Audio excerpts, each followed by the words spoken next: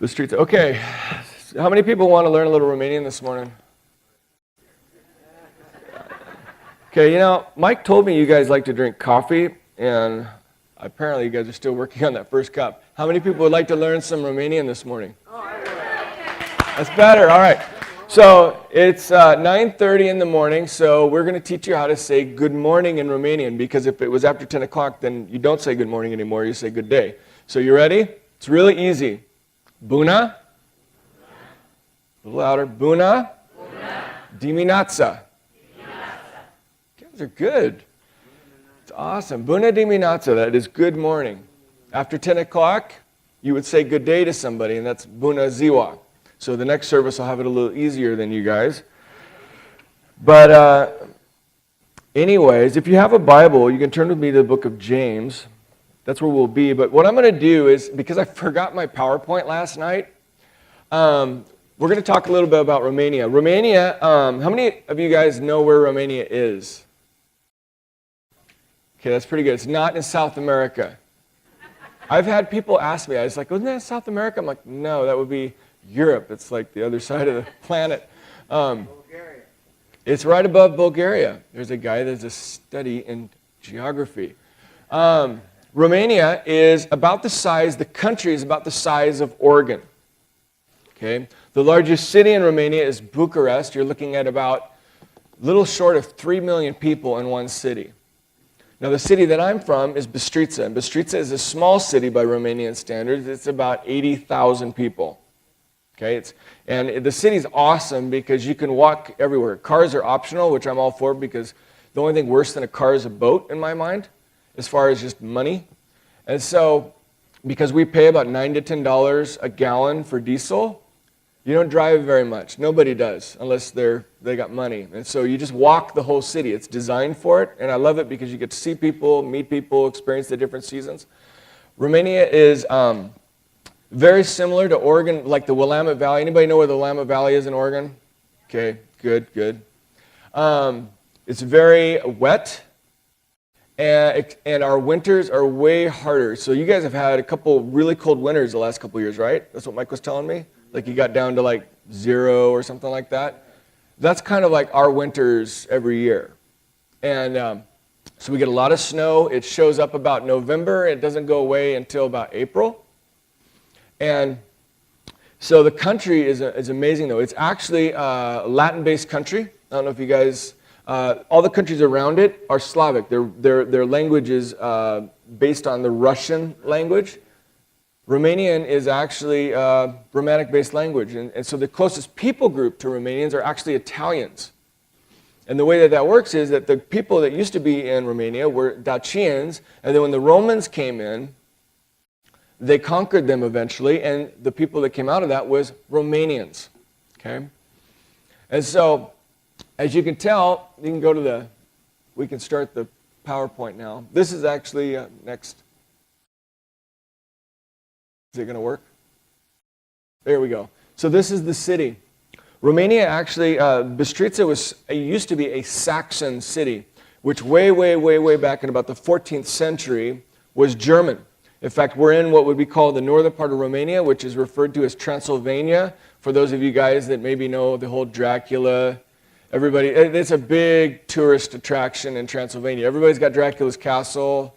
And so, it's, Vlad Tepes was the original story behind that. In fact, the guy that wrote that, Bram Stoker, actually stayed in Bistrița. And so, here's the city, and this is a picture above the city. This is a trail that I like to run. And so you get above the city, and you can pray over the city. It's really cool. And it's just a really neat city. The city's centered around an old Lutheran church. That is, the tower in the middle of the church is about 700 years old, and the church itself is about 400 years old. So there's a lot of history in this city. And the people are primarily Romanian Orthodox, which is, if you've ever dealt with Greek Orthodox or Russian Orthodox, there was a split between the Catholic and the Orthodox Church about 1,000 years ago. And what they do is Orthodoxy is very similar to Catholicism, if you've ever dealt with that, but they really emphasize the mysticism and the unknowability of God. And so what happens is that God doesn't really have an impact in their day-to-day life. You can talk to someone and you'll ask them, well, are you a Christian? And they're like, well, of course I am. I'm Romanian Orthodox. I mean, I was baptized in the church when I was little. But it's a social identity that has no impact on their day-to-day life. Because when you ask them, it's like, well, how much do you read the Bible? Oh, I don't read the Bible because it's a holy book. I can't read that. And, well, how much do you follow the teachings of Christ? Well, I don't. You know, and so there's this disconnect between what they say they are and how they live. And so part of what we do is just developing relationships with them, because they're a Latin-based culture. They're very relational. Americans would be considered cold culture, which is we're task-oriented. We get things done. We're not very relational. Latin-based cultures are all about relationships. It's like, how do I know? I mean, and it works out that way. It's like, if you need something done, it's like, hey, I need to get this air conditioner fixed, or I need to get this heating thing fixed. It's like, oh, I know a guy that knows a guy that's related to this other guy, and he'll come over and he'll fix it for you. That's how it works. I mean, it's kind of cool, but it's not for those that really want to get things done fast, because it just takes a while to do everything. Okay? And so, next one. And so this is our church. It's a small church. I'll tell you a little bit about this lady right here in the white. She was our last baptism last summer, and she actually got saved out of her whole family are witches. And so it's fascinating. Romania, there's only about 8 Calvary chapels in all of Romania. It's the size of the state of Oregon. There's 8 works that are either churches or guys are trying to plant churches in all of Romania.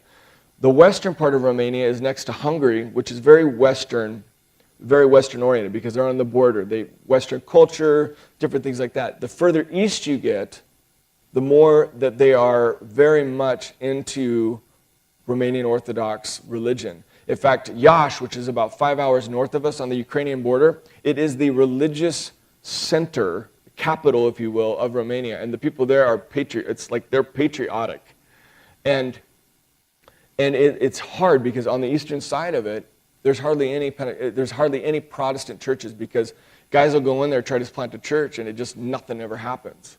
And so there's a lot of prayer that's needed, because there's a lot of religious oppression. Not like in a Muslim country where you might be attacked or something like that, but there's just this oppression spiritually that's been there for a long time. Because when you talk to somebody that's Romanian and you say, let me tell you about Jesus, they're like, what could you possibly tell me that I don't already know? We've had Christianity in our country for 2,000 years. We can date our Christianity back to the Apostle Thomas. And your country's only been around for 300 years. Your country hasn't been even around as long as our church has been built. And so it's dealing with that type of a mentality. And so it's fun. And so this lady getting saved was a huge deal, because, her whole family were witches. Because in Orthodoxy, especially in Romanian Orthodoxy, there's an intermixing of all that stuff. I mean, if you've ever dealt with some of the Latin, like Mexican countries with Catholicism, where they mix a lot of voodoo and different things into it, it's very similar. Very similar. Next one. We do a lot of different outreaches. We have a women's tea that is huge. It gets bigger every year for us. And what it is that we have a speaker come in, and we invite friends and family of the ladies that come to our tea or they work with, and they make a lot of food, and it's just a blast. It gets bigger every year. This year, I think this last year was the biggest that we've ever had. And it's amazing, because Romanians don't typically do potlucks. They don't even, that concept is kind of a different thing.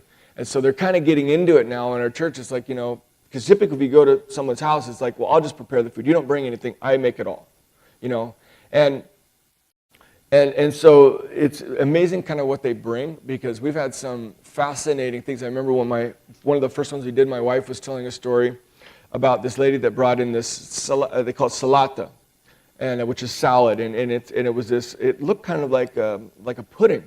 And so my wife is eating this, and she's like, oh, this is so good. And she's like, what is this? And the lady told her, and we were just there, so you're just starting to learn the language a little bit. And my wife looks at a friend of ours who speaks English and Romanian, and she goes, All I got out of that was salad and fish eggs. And she's like, uh-huh. And so, and so the story is that this lady's husband had caught a bunch of perch that morning, and when they had cut them, there was eggs in them, and she goes, oh, this would be perfect for the women's tea. And so she made one of their specialties, which is a fish egg salad. That my wife was kind of done after that. And I loved it. I mean, I thought it was great. She makes it every time, and I enjoy it. It's really good. And there's very few things that I don't like in Romanian food. They're very cold. It's a cold winter. They're hard winters. So a lot of cold vegetables like cabbage.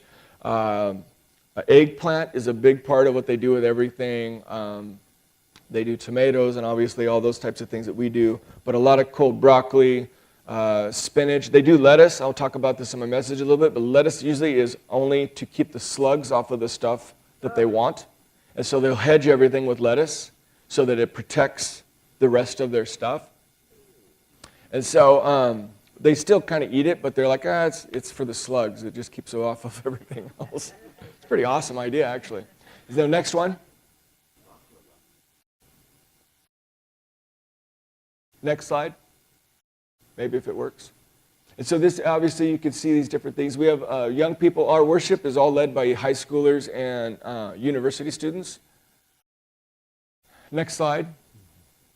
And then we do a lot of short-term missions. We partner with a lot of the Calvary Bible colleges in Europe. Vita is one of the big ones. It's about 10 hours away from us. And so part of their curriculum is every term they have to send. If you're part of the college, you have to go on a 10-day mission. If you don't have any money, you go and you work in Hungary because it's local. Depending on what you do, they send students as far as Africa or all over Europe. And if you're interested in missions, vaguely interested in missions at all, I would highly encourage you consider that college. A couple reasons why. They're on the mission front. It's not in the... Expatriates like me, we always refer to America as the bubble. It's outside of the bubble, and it is a great school. You're taught by people that have actually been missionaries, and you get experience in places that you wouldn't get here. I mean, typically people that do missions here, maybe they go to Mexico, maybe they go to Canada, maybe a little further. But in Europe, the size of it, if you go a couple states, you're in 3 different countries. And so there's just huge opportunities to get outside and just see what God would want you to do. And so, not to mention, they're the only Calvary Chapel Bible college that you can actually get a 3-year bachelor's at, like a legit degree. And their teachers are great, pastors are great there. It's a great school. And so they send us teams. We do a lot of VBS in the summer, and churches send us teams. Next. This is more of the same pictures. Jesse, the big guy in the beard right up there, he's actually from Alaska. He was born and raised there. So there you go. And next photo. And then we do conferences and different things like that. Next photo. And then we have an after-school program. This is where we work with Roma children. Romas are gypsy kids. Very much, I would say, treated like second-class citizens, if not citizens at all. Romanians do not like them because they view them as dirty, thieves, and just, bad people. And some of them are. But most of them, the kids... So what we do with this after-school program is we actually help them with their school because they're usually they're really behind in school. Their families are very dysfunctional, a lot of alcoholism, a lot of drugs, a lot of violence. In fact, I know of a lot of them that they cut themselves. I don't know if you guys have ever had any experience with that, but their fathers cut themselves. Like there's they're huge scar over scar over scar because they're just so miserable. Okay, and so what we do is we give them food. We make sure they get clothes for school, and we keep the clothes there because if they take their clothes home, they will either get stolen, sold, or burned during the winter for heat. And so we give them a meal. We make sure that they get showers because they don't really do that too much. And then most importantly, what we do is we do Bible memorization with them. I teach a chapel every week there. It's about 14 kids. Part of being in the program is they have to go to school. If you don't go to school, you don't get to be a part of the program. And so we're trying to help them with their education, but also we want to raise them to love Jesus and break this cycle that is inherent within that subculture in Romania. Okay? Next.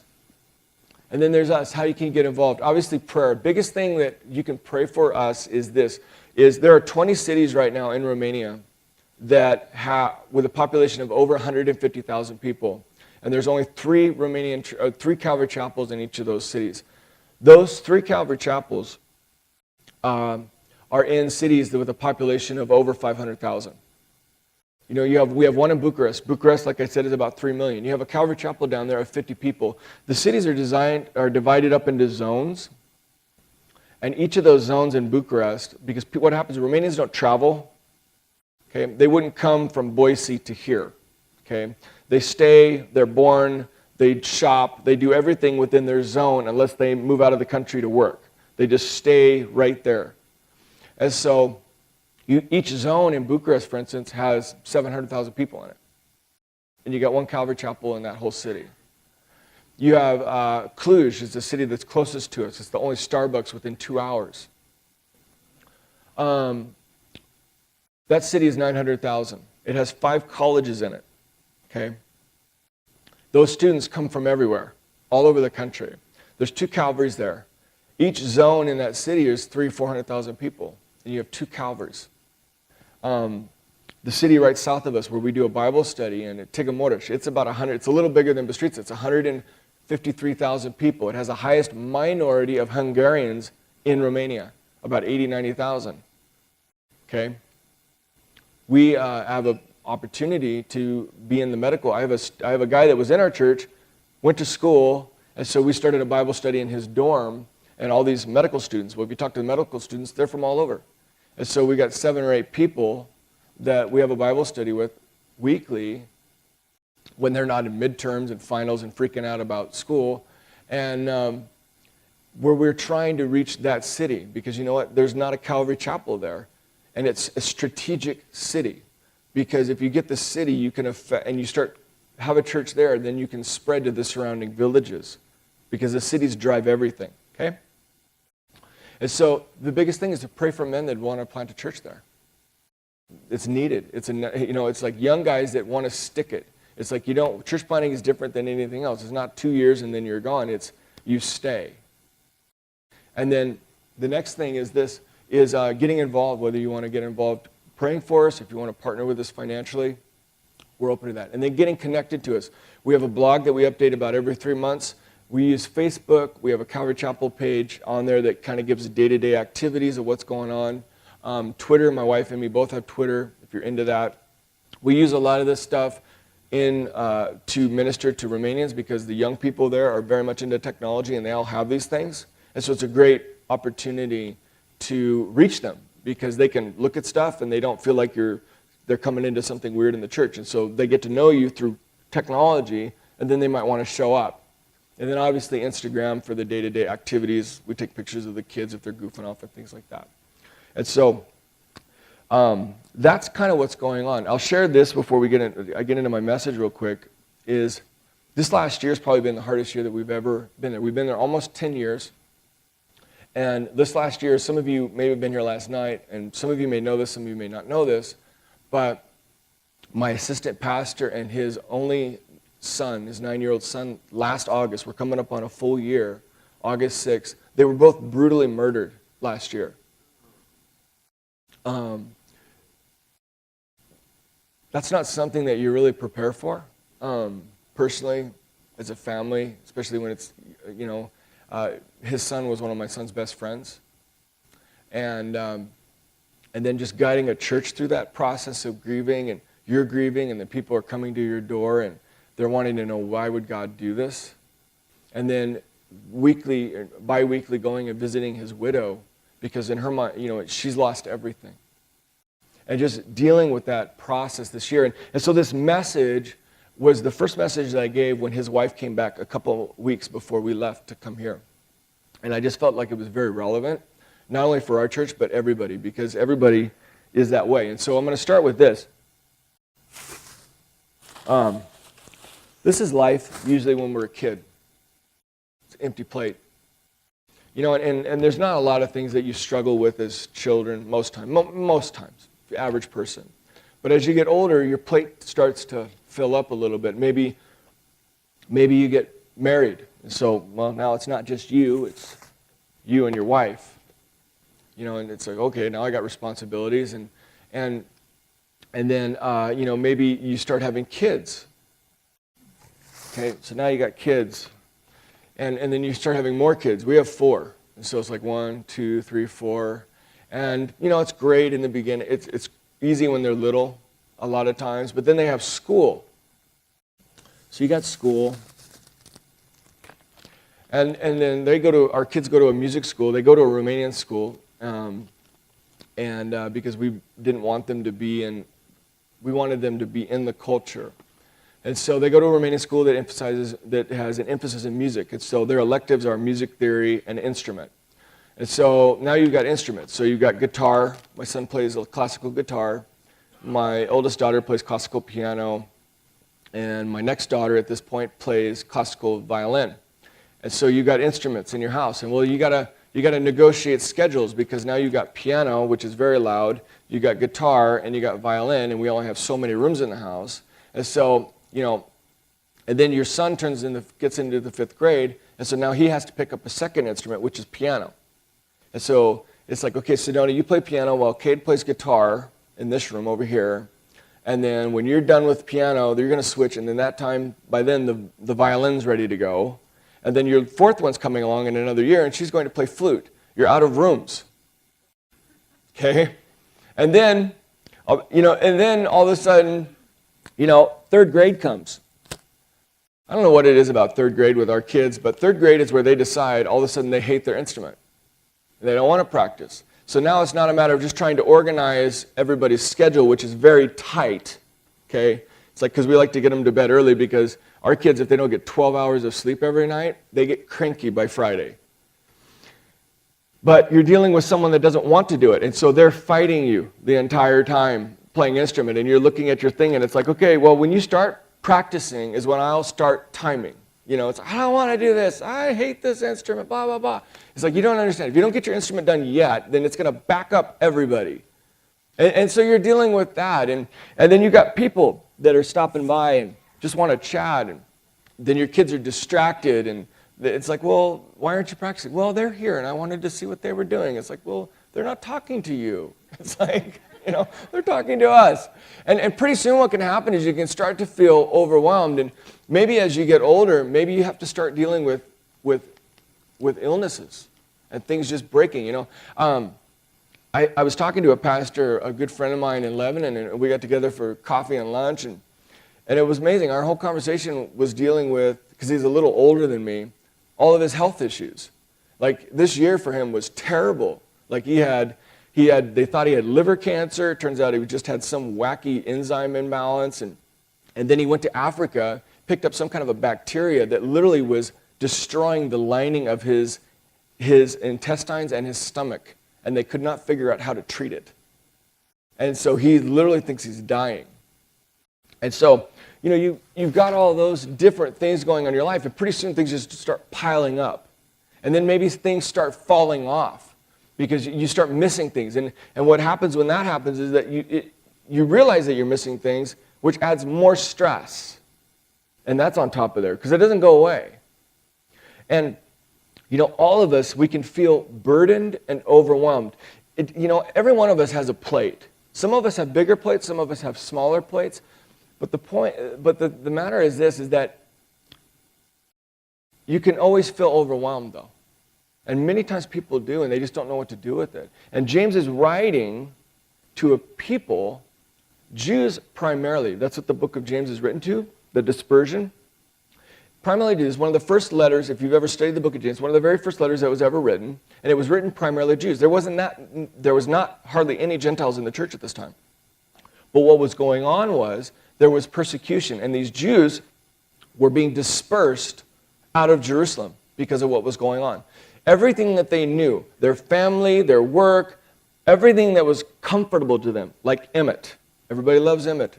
It's nice, comfortable, small little town. Somebody comes in, and all of a sudden, everything that you knew is gone. You are fleeing for your life. You don't know where you're going, and then all of a sudden, you get a letter from Mike or James in this case. And he's telling them, look, I know that you guys are fearful. I know that you guys don't know what's going on. You don't understand. You feel overwhelmed. You feel burdened beyond belief. But I have something I want to write to you. And that's what the book of James is. And this section here is interesting because what was happening to them wasn't planned. This is external to them. They had no control over it. And many of us are in that same place. There are things that are happening in your life that you cannot control. And it's driving you nuts. It's like, why is this happening? Why do I feel this way? Why? It's like, I see no end to this. And it's like, what do you do? And this is what James says to us.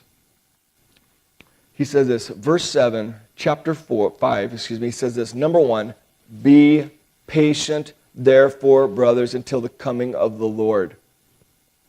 You see, typically, when you're anxious or you're upset, you're overburdened, you don't have a lot of patience. You want it to be done. I want to get out of here. I want to leave. And yet, throughout this section, James is going to write to them that, you know what? You need to be patient. Because God never, ever promises us an easy, burden-free life. There's nowhere that is ever written in Scripture. And I mean, honestly, if you think about it, life experience would tell you that that's true. Life is hard sometimes. There are seasons in your life where it can be more difficult. There are seasons in your life where it can be less difficult. But typically, every one of us goes through seasons where we feel what James is talking about here, where we just feel like at any moment we are going to be crushed by the circumstances that we are in. And so you can't change what's externally happening to you, but you can't control that. But you can control how you deal with it. You can do that. And that's why James says the very first thing that you need to do is you need to be patient. And he's writing from experience. You notice he calls them brothers because James stayed in Jerusalem. And James was experiencing everything that everybody else was experiencing because he was the pastor in the church in Jerusalem. He's one of the main leaders. And he tells them, he says, look, be patient. Because what happens is you are going to learn something through this. You're going to learn something through this. You know, I was talking to my son's music professor. He's a classical guitarist. The guy's like 6'8". He's a tall person in general, but by Romanian standards, he's huge. And so any guitar that you put in his hand looks like a ukulele. And he's a great guy. Been working on him for years to come to church. Even Caden has. It's like, you need to come to church. Oh, yeah. We'll come to church sometime. But anyways, we were talking about practicing, and we were talking about my son, and he says, Caden has the same problem that a lot of students has. He says he lacks patience. And I'm like, well, what do you mean? He goes, many times kids just want to practice, they want to get it done, be done. And he says the problem is that they can play the piece, He says, but they play it so fast that it's sloppy. That they're not hitting all the notes cleanly. They're not playing it the way that it was intended to be played. Okay? And he says, I can hear it because I know the piece. I know exactly what it's supposed to sound like. He says, most people wouldn't. He says, it sounds great to them if they just listen to it. It's like, oh, it's so pretty. He's like, but I hear all the errors because they play sloppy, which is why he says, I put them on a metronome. Anybody know what a metronome is? Everybody? It's like, tick, tick, tick. And so what the instrument does, what the teacher does is he slows it way, way down to like half speed, 3/4 speed, which our kids hate. I hate the metronome. They don't like it because it forces them to play slow. And he says the reason why we do that, he says, is to teach them patience in learning the piece because it forces them to play it cleanly. They have to, because if they screw up, it's really obvious. And he says, and we do that because he says, how they practice, and I tell my kids this all the time, he says, how you practice will be how you play when it matters. If you practice sloppy, when it's time to go into competition, when it's time to do it in front of someone, you're going to play the same exact way. And he says, it takes patience. And he says, kids, a lot of times, especially that age group, they lack patience. He says, they don't really understand. And it's so true for the same with us, is that that's why James says, be patient. He says, God is teaching you something, we want to rush through it. And what he's saying is this, he says, look, be patient, because how you go through this practice will be how you play it when it really matters. He's like, everything prepares you for the next thing. And if you don't learn it now, you're not going to be ready the next time. And so we have to be patient. And it's like, well, how patient? How patient do we need to be? Well, James says, he says, until the coming of the Lord. That's 2,000 years. They'd still be waiting if they were alive. And the point of it is this, is that patience is not about a destination, it's about character development. It's not about getting out of a circumstance or difficulty which is burdening us. It's about bearing up under it. It's about just sitting there and saying, you know what? I can't change this circumstance. I can't do anything to get out of this, but I can certainly adjust how I deal with it. And the first thing that James says is, number one, be patient. You bear up under it. And it's like, well, how do you do that? Well, he gives us a couple of examples of a farmer. The next part of this verse, he says, see how the farmer waits for the precious fruit of the earth, being patient about it until it receives the early and the latter rains.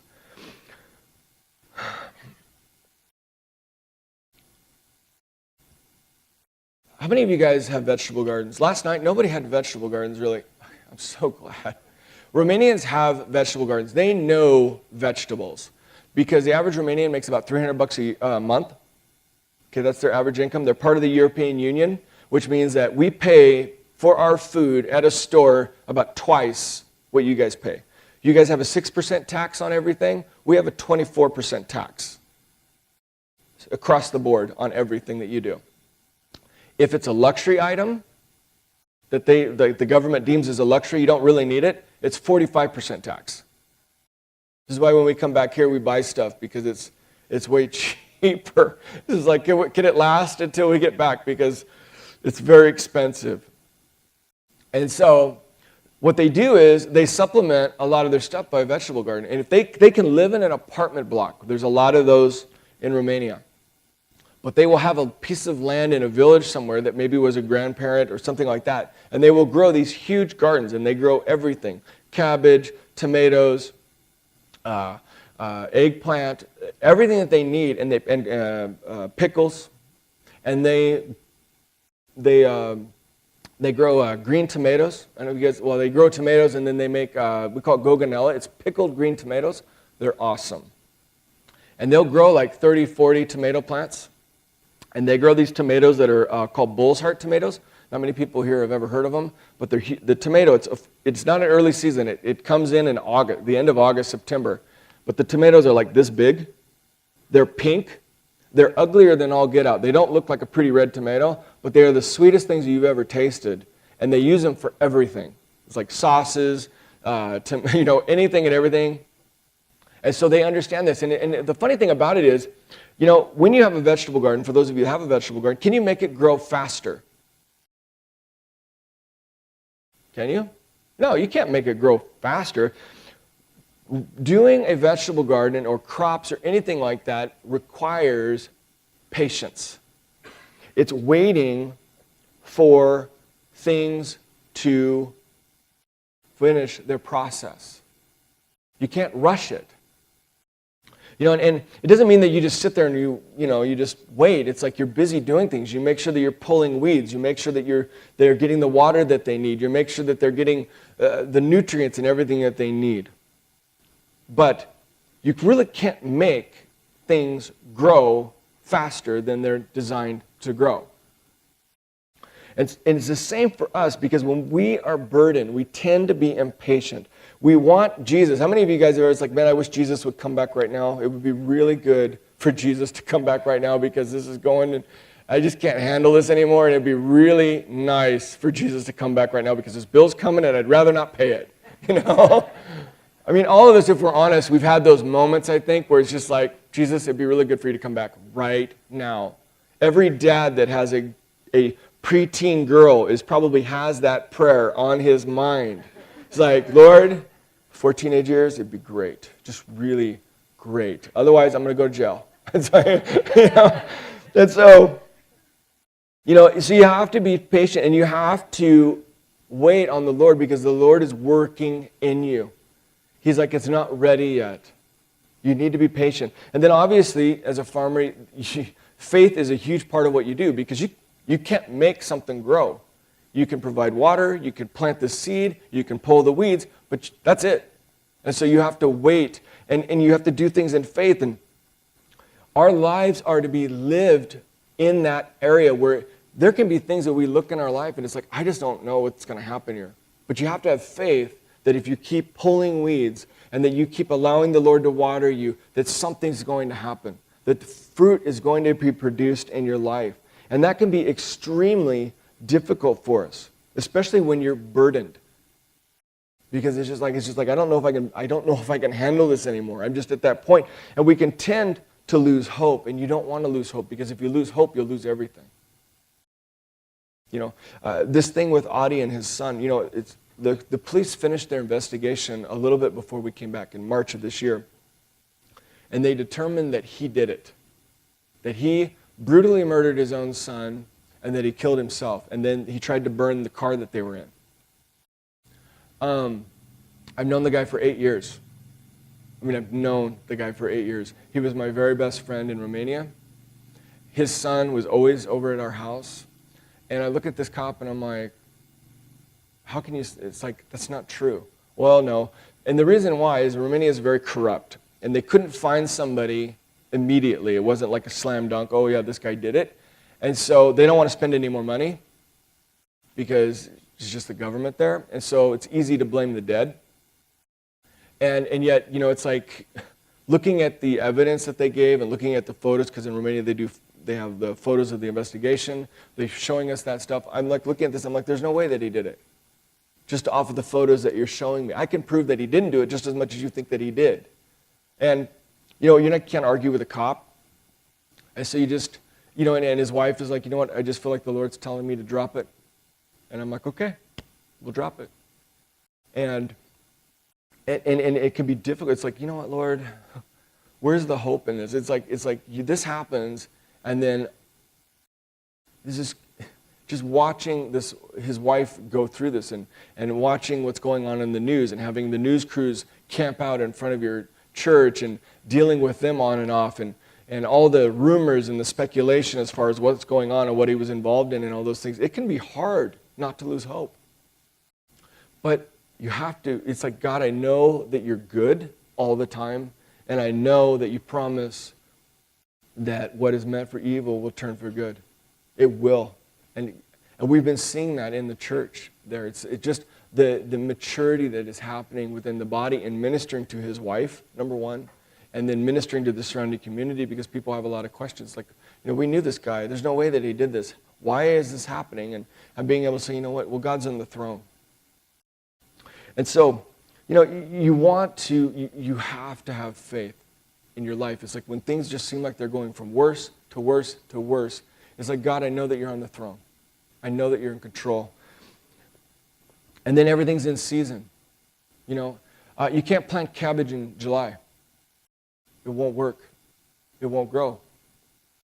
Cabbage has to be planted either very early March, or I should say probably early April, or in the fall, because it won't take the heat of the July sun. And you're not going to grow apples in January. It's just not going to happen. Everything has its seasons. And there's going to be seasons in your life where it feels like spring, where things are just you start seeing life and things are growing. And there's going to be seasons like a summer where you just feel like there's a harvest coming in and God's just doing amazing things. And then there's going to be seasons in your life where it's fall. And it's just like, wow, what's going on here? It's like things just feel like they're being cut back. And then there's going to be seasons in your life where it feels like it's winter and it's like everything's dead. And you're like, God, there's no life here, Lord. It's like, are you there?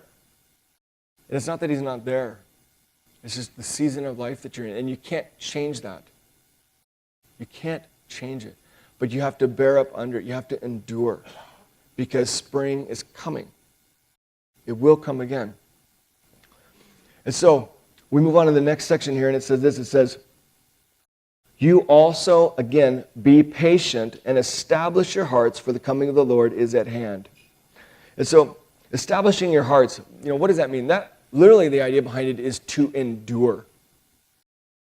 I love Paul. He's one of my favorite guys in the Bible, simply because he was a big sports fan, and he was a specific guy. He liked wrestling, he liked fighting, he liked races, like foot races and different things like that, and he would always compare the Christian walk to a race.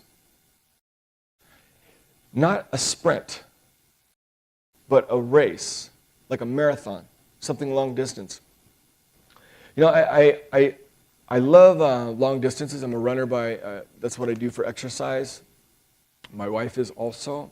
And I like long distance running. I'm not a sprinter, I'm not fast, but I just like to run long distances. It's just relaxing to me. It's very cheap. It costs a pair of shoes. I don't have to have a gym thing. I don't have to impress anybody. It's just you and, for me it's like the purest form of athletics, because it's just you and the road and your mind, okay?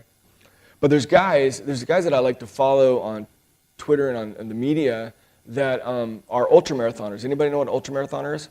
Anybody ever heard of that? These are guys that run anything over a marathon. Now, normal marathon's like 26.2 miles, right? Ultramarathons start at 33 miles. They do it. That's a 50K. And then they'll do a 50 mile, and then they do a 100K, which is about 75 miles, and then the biggest ones are 100-mile races. 100-mile foot races.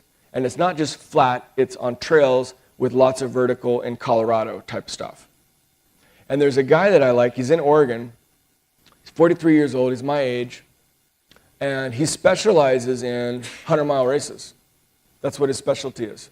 He will run 50Ks and 100Ks to warm up. He only runs like 4 races a year, but he basically loves running 100-mile races. And it's interesting, he says, a 100-mile race, he says, I wasn't really good at sprints. He says, I was really slow. He says, I wasn't even really good at marathons. He says, but what I found is that the longer the race went, the better I got. Because a 100-mile race is not about speed, it's about endurance. It's just a matter, he says, in fact, he would go on and say this, he would say, a 100-mile race doesn't even start till mile 50. He says, anybody can run 50 miles. He says, but not everybody can run 100 miles. And he says that's when the race really begins. Because at that point, everything in your body says, stop. Your mind is saying stop. Your body's saying stop. Everything about you is saying stop. And he says, and at that point, it's who wants it more? And it's about endurance. It's like, how far can I push? And our journey with the Lord is a long-distance race. That's why James is saying, look, establish your hearts, endure, because it's a long distance race. It's not a sprint, and it's not about speed. Because in these long distance races, 100-mile races, there's going to be times where you run, there's going to be times where you walk, there's going to be times maybe where some guys crawl. See, because it's not about the speed at which you're going, it's about the direction that you're heading. Because you just want to finish.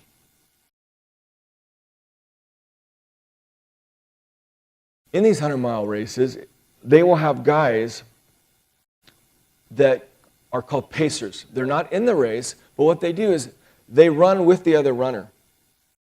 And what their whole job is to tell this, and they're specifically set up in those places at like mile 70, mile 80, where there's points and races. How many guys are runners here? Anybody a runner? Okay. Have you ever been, not that everybody does 100-mile races, but have you ever been in when you're running and you just feel like it's just like I'm done? Your body, everything in you is saying I'm done, whether it's a 5K, 10K, half marathon, whatever. And you're just like, I'm done. The whole job of these pacers is to be there when you're in those low points and to say, look, what do you need? Talk to me. Talk to me. What do you need? Because they're decked out. They're like, I have food. Do you need food? I have water. Do you need water? I have gels if you need that. I have everything that you need. Or do you just need me to talk to you? Because one of the things that I found when I run is it is a lot easier to run with a partner. Have you guys ever found that? If you have somebody running with you? I found that I run faster and that you don't really pay attention to your body as much. because you're too busy. Me and my wife run together, and it's just nice. It's like you can conversate with somebody, and you kind of get your mind off of what's going on in your body and your head, and it makes it a lot easier. And that's the whole purpose of this person, is to supply them with what they need and to get their mind off of what they're feeling and to keep them moving forward, because he's the pacer, and he's like, okay, we're going to run at this pace to keep you going. And his whole job is to keep you moving forward and to help you. As a follower of Christ, you're never alone, because Jesus is with you every step of the way. And he's sitting there running next to you, and he says, what do you need? What do you need right in this moment? I know that you feel overburdened. I know that you feel like you can't take another step. I know that you feel like you have no hope. I know that you feel like you're going to be crushed at any moment, but I'm here with you. I haven't left you, and I'm here to sustain you, to keep you moving forward. And all I'm asking is, if you need to run, let's run. If you want to walk at this moment, let's walk. If you need to crawl, I'm crawling with you. But just talk to me. Tell me what you need, and I will supply it. Just talk to me. If you need water, I'll give you water. If you need food, I will give you food. If you need encouragement, I've got the word for you. But I will give you whatever you need. Just talk to me. You're not alone. You may feel alone, but you are not alone. I am right here, right beside you.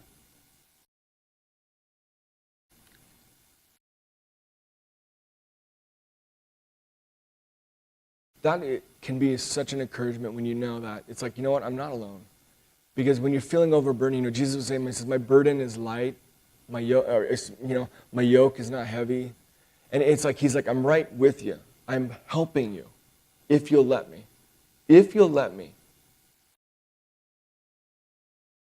And of course, when we're in that process, he gives us a warning. He's talking to these guys. He says the next thing, he says, verse 9, do not grumble against one another, brothers, so that you may not be judged.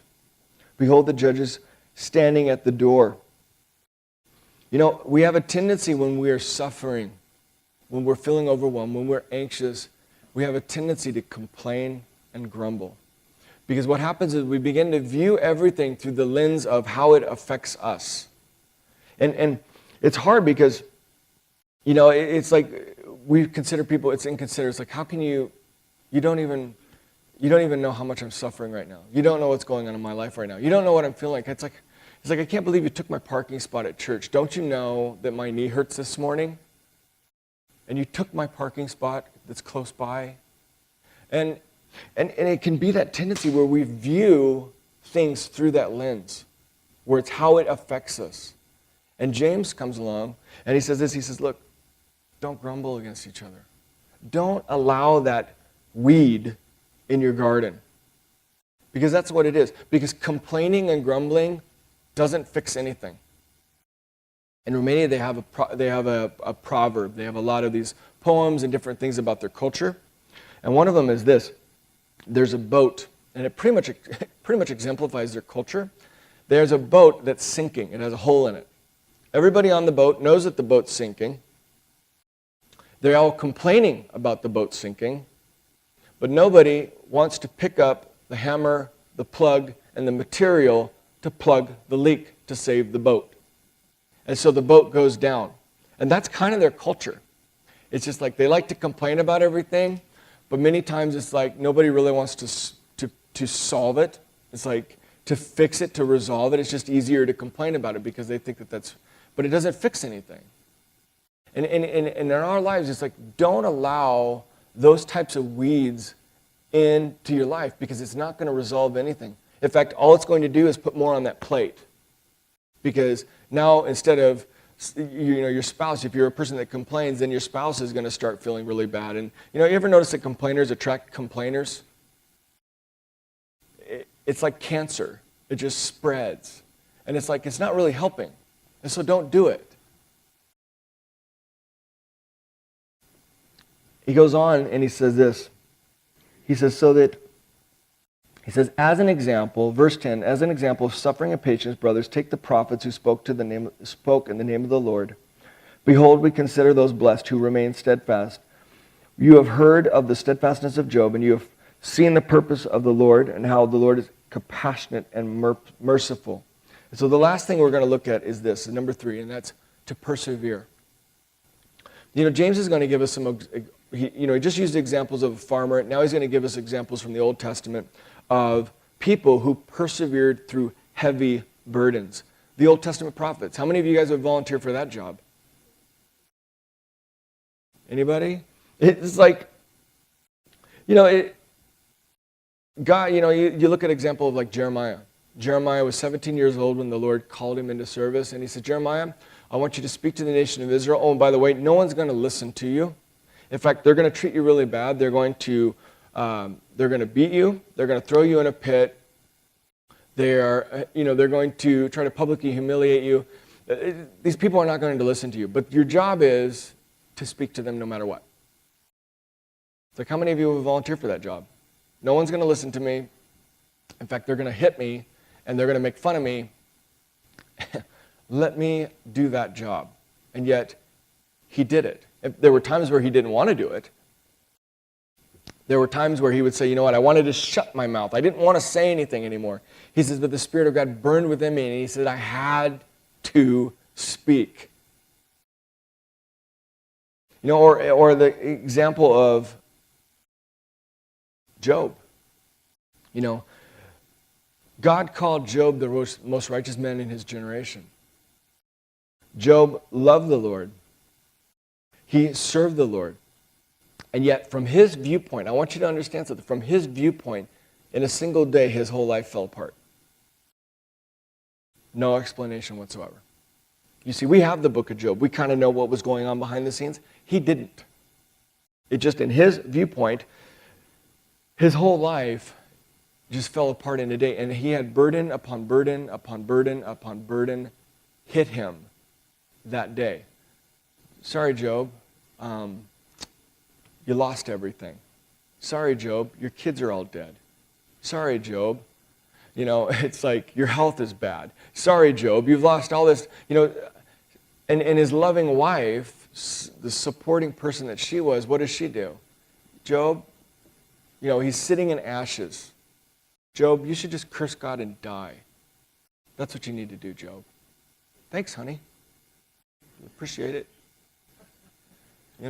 And his best friends, they come to him, and they were really good friends right up until the point where they thought that they needed to speak.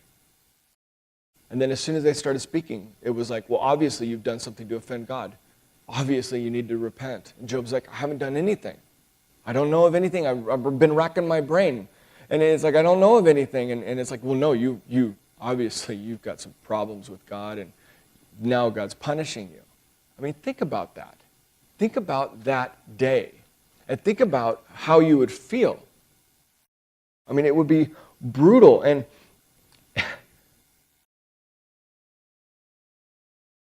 if you had that happen to you in a single day, you'd be right there with him, sitting in ashes, because that's what your life would feel like. It's just ashes. It's like there's nothing else that can happen here. There's nothing else that can be taken from me other than my life, because I've lost everything. And ministering to Lydia, she's felt that way. She's like the Lord took. She goes, I feel like Job. She goes, I lost my husband and my son in a single night. And in my world, I lost everything. And yet, in the midst of that, she's seen God do amazing things. She's read through her Bible in 1 year 4 times, the whole thing. She has had people that come in and they look at her and they're like, I cannot believe you have to be on some kind of a psychotic drug, or I can't believe you're not in an asylum because of what happened to you. I don't understand why you're sane. And she's like, no, it's just the Lord. No, you have to be on drugs. You have to be on drugs, because there's no way that you could live through this and not lose your mind. And she's like, the Lord is sustaining me. She has her ups and downs, obviously, but she's like, God is always there. And she's a witness. And the thing is that when she speaks, there's weight to it, because she's bearing up under that burden, just like the Old Testament prophets did, just like Job did, and just like you and I will when those seasons come. Because all of us will have different burdens, different seasons in our life, different things that are going to go on. And most of us at some point in our life, if not always, you're going to feel overwhelmed. Your plate is going to be full, and it's going to be beyond capacity. And James is telling you, persevere, be steadfast, endure. Because God has a purpose for you, and God is compassionate, and He's merciful. And He would not do something to you. He's not mean. And it's not like, well, you know what? I think you've had an easy life, so this is going to happen. He doesn't work that way. He loves you. And so everything that comes into your life passes through the loving hands of a father. Otherwise, He wouldn't give it to you. He wouldn't allow it to happen if it wasn't ultimately for good. Because God is always with you. You know that pacer that we were talking about earlier, the guy that runs alongside the other runner, you know, the funny thing about them is that those are not guys that just some runner randomly picks off the side of the road. It's like, hey, can you do this for me? Those pacers are actually runners. They do it themselves. That's what makes them so good at what they do. Because most of them have actually run that race before, and so they know exactly how that person feels at mile 80, because they've been there. And so when they're sitting there and they're saying, look, do you need this? Do you need this? Do you need this? Do you want this? They're speaking from experience because they've been there. They know what's coming. They know exactly how you're feeling at that moment. And we have Jesus. And Jesus, He's not a person that sits on the outside and just says, you know, do you need this? Because, well, it looks like you might need that. He knows exactly what you need because He's gone through it Himself. If you think about the Garden of Gethsemane, it says that Jesus was so stressed out that He sweat drops of blood. He was under so much pressure that literally it was causing a physical breaking of the capillaries under His skin. That is stress. And He sat there, and part of Him, if you read the story, part of Him didn't want to go through it. He's like, Lord, if there's any other way, if there's some other way for this to happen, I would rather not do this.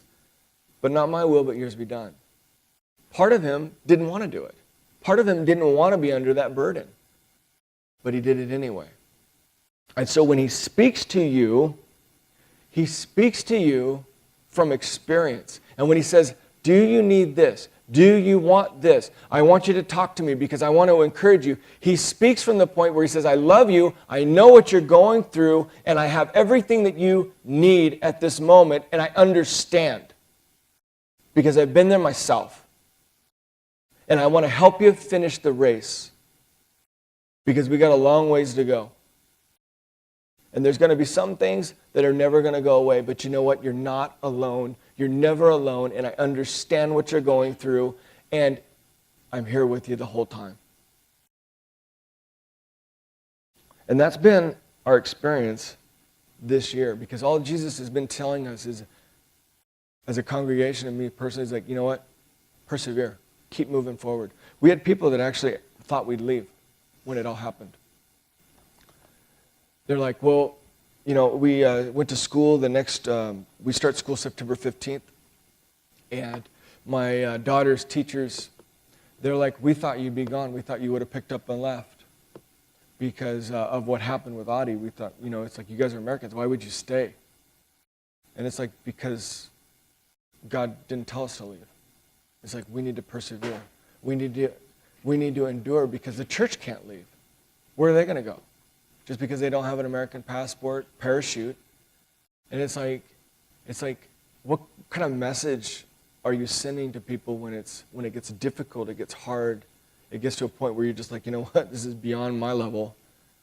And you just say, you know what, nah, I quit. It's like, no. It's like, you want to finish the race because I know that Jesus is with us, with me, with my family.